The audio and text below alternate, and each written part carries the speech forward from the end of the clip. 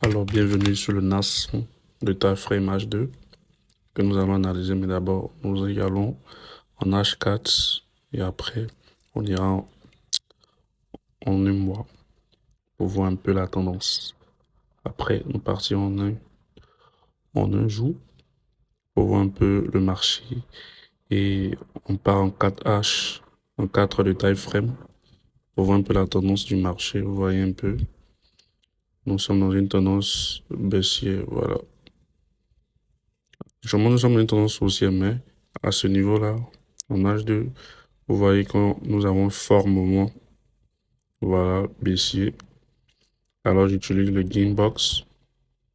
Je mesure un peu mon niveau de tendance, voilà, pour voir où je pourrais placer mes zones d'entrée potentielles.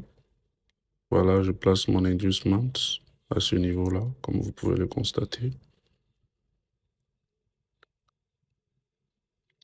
Et je vais schématiser, voilà, ce qui peut potentiellement arriver dans cette zone. Voilà, je place bien. Là, nous avons un BOS baissier. Voilà, je vais mettre le BOS, non, un coche, pardon. Là, nous avons un BOS futur.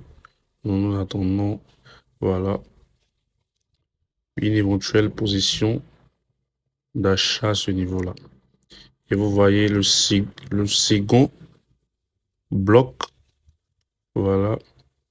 Ce second bloc, c'est une seconde position. C'est-à-dire, si le premier a été invalidé, nous y allons attendre le prix à la seconde zone d'entrée, c'est-à-dire le second bloc que j'ai placé juste en dessous de la première.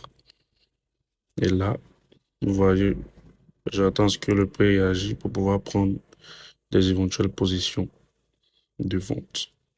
Non, pardon, d'achat, s'il vous plaît. Et voilà.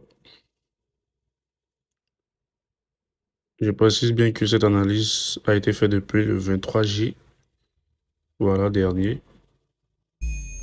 Regardez, vous voyez que l'analyse a été, je presque invalidée à la première zone d'entrée et à la seconde zone d'entrée, elle a été validée jusqu'à toucher notre TP. Donc c'était un peu ça.